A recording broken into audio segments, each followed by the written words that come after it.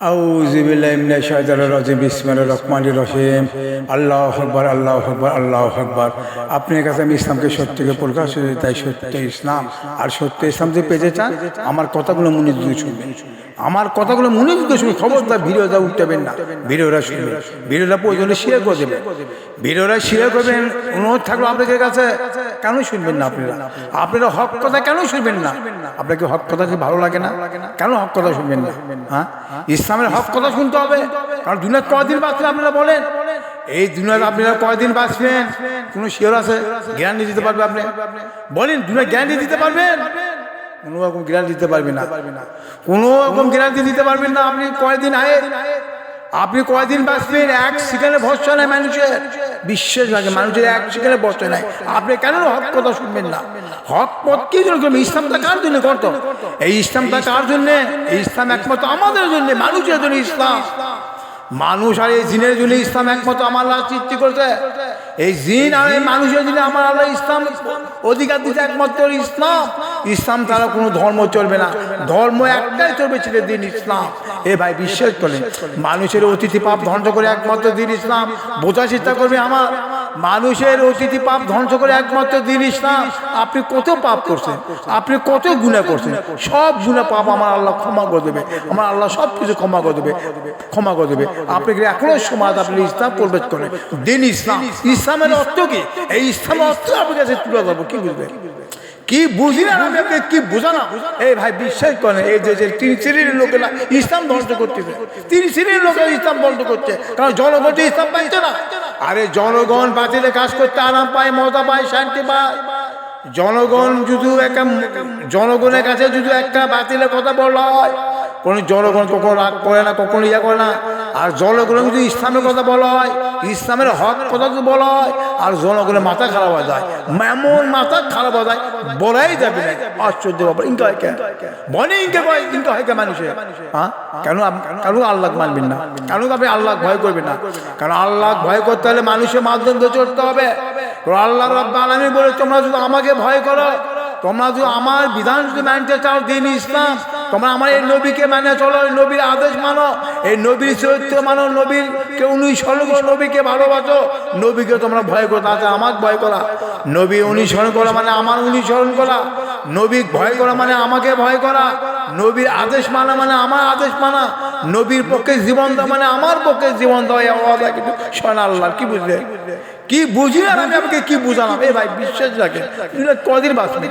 এখনো সময় আছে। আপনি মানুষের পাপ, অতীত পাপ আল্লাহ ক্ষমা করে দেবে, ক্ষমা করে দেবে আল্লাহ। যে কোনো পাপ করেন, আপনি কত ম্যাচ খুন করছেন, কত আপনি অন্যায় করছেন, কত জ্বালা যন্ত্রণা ইয়ে করছেন, আমার আল্লাহ সব মাফ করে দেবে একটু দিন ইসলাম।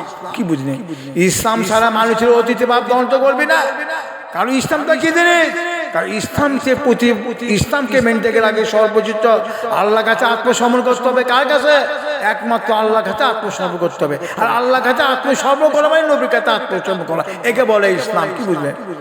হ্যাঁ, আল্লাহর কাছে আত্মসমর্পণ করতে গেলে নবীর কাছে আত্মসমর্পণ করতে হবে। কারণ নবী ছাড়া নাই, নবী ছাড়া আসবে না। আমাদের প্রিয় নবী হযরত মুহাম্মদ সাল্লাল্লাহু আলাইহি ওয়াসাল্লাম শেষ নবী, উনির উপর একটা, উনির উপর আর কোনো নবী আসবে না, শেষ নবী বলার কোনো নবী আসবে না। কারণ আমার নবী কিয়ামত আজ মতো আমার নবী বলে গেছে, আমার কিয়ামত মতো আমার শরীয়ত বাতিল করে কেউ করতে পারবে না। আর নবী আসবে না, কিয়ামত আজ মতো আমার শরীয়ত আমার চালু করবে একমাত্র আমার সাহাবী। আমার সাহাবী থাকবে, কিয়ামত আজ মতো থাকবে আমার অরিশ। যে ব্যক্তি আমার অরিশকে মেনে চলবে, অরিশ মানে আমার সাহাবী যারা মেনে চলবে, আমার সাহাবী যারা অনুসরণ করবে, আমার সাহাবী যারা আদেশ মানতে পারবে, ওই ব্যক্তি তারা জান্নাত পাবে। কথাটা কার কণ্ঠ? আমার না আমার আল্লাহ।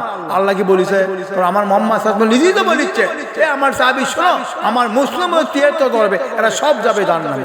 সাহাবীরা প্রশ্ন করলে, ইয়া রাসূলুল্লাহ, কেন আপনার মুসলিম তীর্থ হবে? আমার নবী বলতে পারতো এই কোরআন আর হাদিস আর আল্লাহ, তাই বলতে পারতো না? আমার আল্লাহ যে আমার রাসূল একটাকে বলতে পারতো, আমার আল্লাহর অনুসরণ দেবে, আমাকে অনুসরণ না করবে, ওই বেশি জান্নাতে যাবে। আমার নবীর কার কথা বললো? আমার নবী একমাত্র নবীর কথা বললো, আর আমার নবীর সাহাবীর কথা বললো। কেন বললো? ভাই বোঝার চেষ্টা করবেন, বোঝার চেষ্টা করবেন, না বুঝলে করার কিছু নাই। আমি আপনাকে সঠিক কথা আমি বলিচ্ছি, হিন্দু না ছিল তার মধ্যে থেকে সঠিক পথ ওই ব্যক্তি পায়, আমার আল্লাহ তাকে ভালোবাসে, আমার আল্লাহ তাকে ভালোবাসে, ওই ব্যক্তিকে আমার আল্লাহ রহমত দেয়, ওই ব্যক্তি আমার আল্লাহ নিয়ামত দেয়। এই নিয়ামত রহমতের অর্থ কি? আমাদের নিরাপত্তা, আমাদের সমাধান, আমাদের অধিকার, একে বলে আমার আল্লাহ দেওয়ার বিধান হচ্ছে একমাত্র রহমত। কি বুঝলেন? কি বুঝলেন? আমি আপনাকে কি বুঝালাম? আর এই যে হুজুর ফলে দিচ্ছে, কোন নবীরা দিতে পারে না, কোন নবীর সাহেব কোন ওলিয়া আল্লাহ দিতে পারে, কে দিবে? আল্লাহ দেয়। আল্লাহ কিভাবে দিবে বলেন তো? আল্লাহ কিভাবে দেবে? কারণ আল্লাহ রাব্বুল আলামিন বলেছে, এই ভাই বোঝার চেষ্টা করবেন, এরা কোরআনে আয়াত কোন দিকে লেগেছে চিন্তা করে দেখেন। এরা কোরআন বানাতে বলাই যাবে না, কোরআনের ব্যাখ্যা কোন দিকে দিচ্ছে, মানে এই মানুষেরা আল্লাহ রাব্বুল আলামিন বলছে ইয়াকানা বধু একমাত্র আল্লাহ আমি আপনার গোলামি করি। এরা কোরআনে আয়াত ঠিকই বলছে, কোরআনে আয়াত ঠিকই বলতেছে ইয়াকানা বধু একমাত্র আপনার গোলামি করি। ওই ইয়াকানা ইচ্ছে একমাত্র আল্লাহর কাছে সাহায্য চাই, আর কারুর কাছে সাহায্য চাওয়া যাবে না। আমরা কারু গোলামি করবো না, এক আল্লাহর গোলামি করি। চিন্তা করছে এই কি ব্যাখ্যা? কোরআনের ব্যাখ্যা হলো এই কি? কোরআনের ব্যাখ্যা হলে বিশ্বাস করে না, কোরআন কা বলছে না, আল্লাহ রাব্বুল আলামিন বলতে ইয়াকানা বধু একমাত্র আমার, ইয়া আল্লাহ আমি একমাত্র আপনার গোলামি করি, একমাত্র আপনার ইবাদত করি, ইয়া আল্লাহ।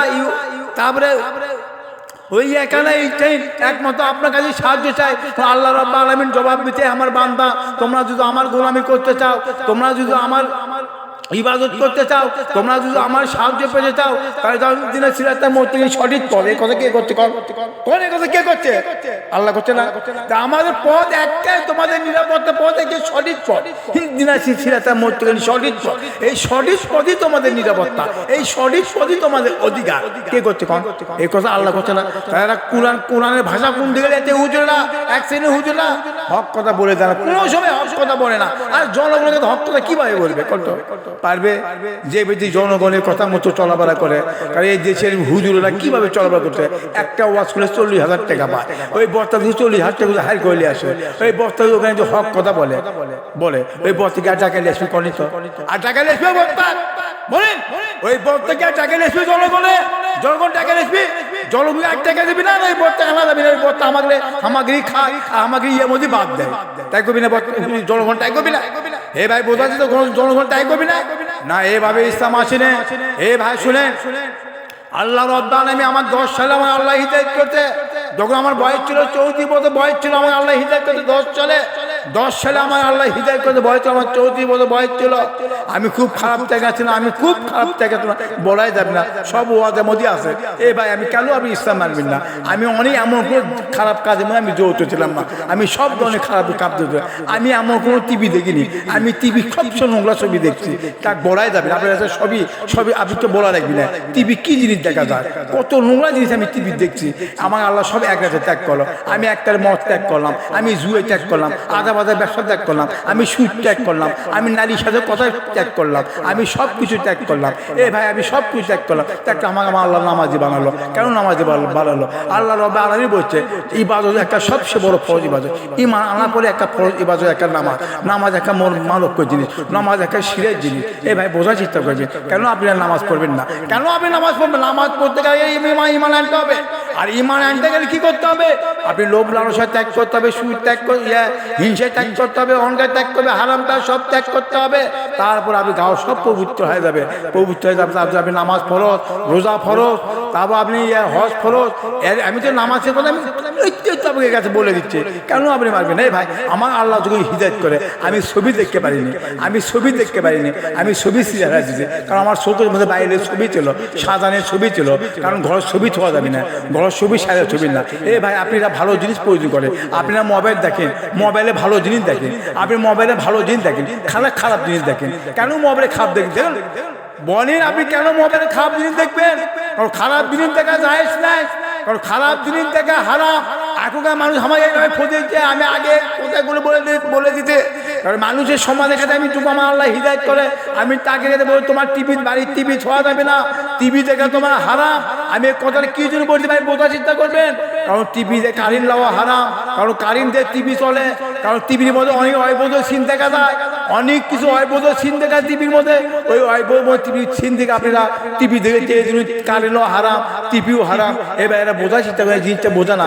আপনারা টিভি দেখেন, আপনারা মোবাইল দেখেন, ভালো জিনিস দেখেন, যে জিনিস থেকে আল্লাহ রাসূলের কথা মনে হয়, যে জিনিস থেকে আপনি আল্লাহ মৃত্যুর কথা মনে হবে, কিয়ামতের কথা মনে হবে, জাহান্নামের কথা মনে হবে, এই কথাটা আপনি ভালো জিনিস দেখেন, টিভি দেখেন, আপনি মোবাইল দেখেন, লাভ হবে, লাভ হবে। খারাপ জিনিস দেখেন না, নর্তকী জিনিস দেখেন না, নারী ড্যান্স দেখেন না, অবৈধ ছবি দেখেন না, আপনারা গান বাজনা শুনেন না, তাহলে হারাম হয়ে যাবে, সব কিছু হারাম হয়ে যাবে, মোবাইলও হারাম হয়ে যাবে, টিভিও হারাম হয়ে যাবে। কি যদি মোবাইল ব্যবহার করছেন আপনি, কি যদি মোবাইল ব্যবহার করছেন, ভালো কাজ ব্যবহার করেন, এখনো সময় আছে, মোবাইলে ভালো কাজে বলে, সত্য কথা বলে। আপনি তো মোবাইলে কেউ সত্য কথা বলেন না, একটা বেতে সত্য কথা বলেন, বিশ্বাস রাখে। আমার মনে মোবাইলের প্রতি মানুষের মধ্যে 100 মধ্যে 99-92 জন মিথ্যা কথা বলে, মোবাইলের জন্য মিথ্যা কথা বলে, আসে কোনটার ঠিকানা কোথায় দেয়। এর কি মোবাইল ব্যবহার করা হচ্ছে? তা কি মোবাইল ব্যবহার করা হালাল না হারাম? বলেছে, বোঝা যেতে করবে মোবাইল ব্যবহার করা হারাম না হালাল। আপনি মোবাইলে কোন মহিলার সাথে কথা বলেছেন, বলি আপনি কয় মহিলার সাথে কথা বলেছেন, এই জন্য করছি মোবাইল ব্যবহার করা হারাম, মোবাইল চলবে না। আর মোবাইল যদি ব্যবহার করেন, ভালো জিনিস দেখেন, ভালো ভিডিও দেখেন, যে ভালো ভিডিও করলে আল্লাহ ভয় করবেন, যে ভিডিও দেখলে আল্লাহ ভয় করবেন, যে ভিডিও দেখলে কবরের কথা মনে হবে, যে ভিডিও করলে কিয়ামতের কথা মনে হবে, এই জিনিসটা আপনারা দেখেন, তাহলে মোবাইল ব্যবহার করা জায়েজ হবে, তাহলে টিভি ব্যবহার করা জায়েজ হবে। আপনি কেন ভুল বুঝছেন না? আর তো ছবি ছাড়া কোনো কাম হচ্ছে না, ঘরে ঘরে ছবি আছে, যে কোনো কাজই চলবে, কারণ ছবি ছাড়া কোনো কাজ হবে না।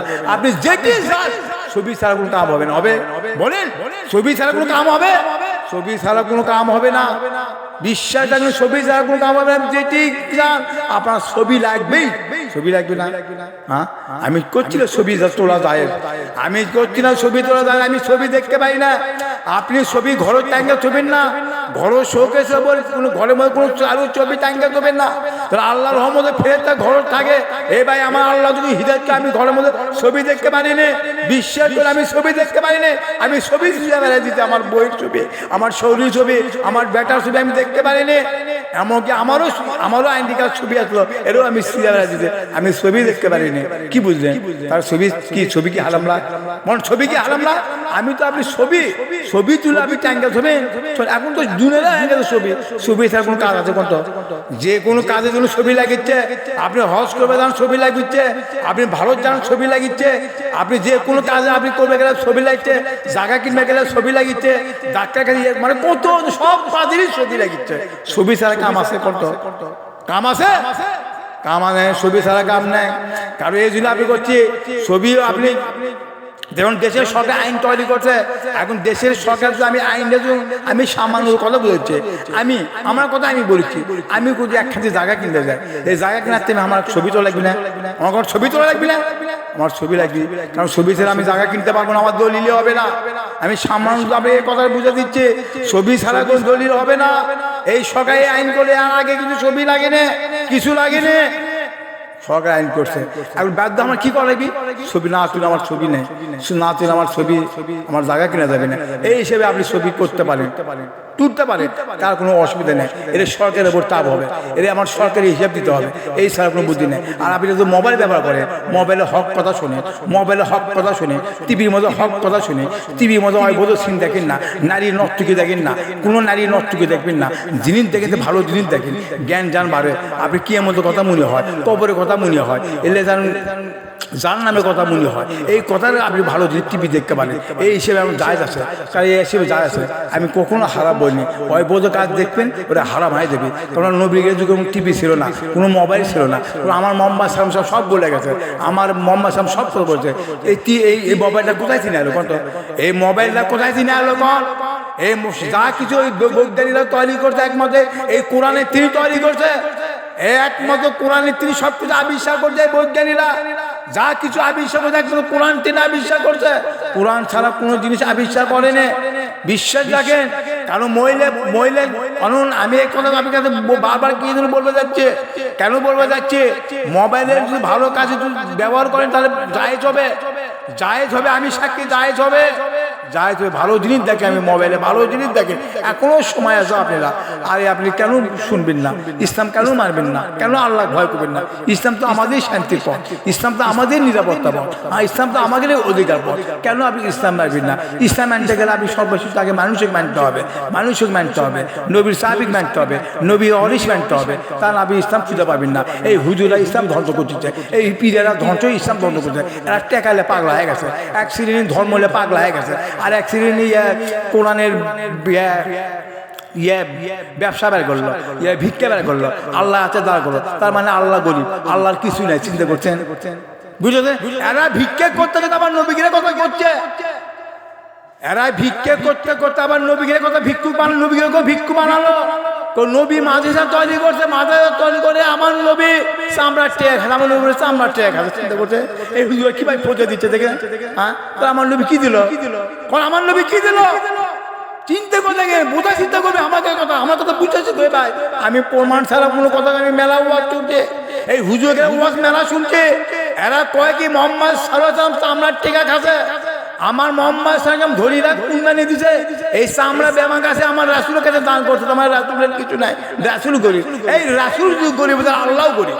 হ্যাঁ, রাসূল যদি গরিব হয় তাহলে আল্লাহও গরিব।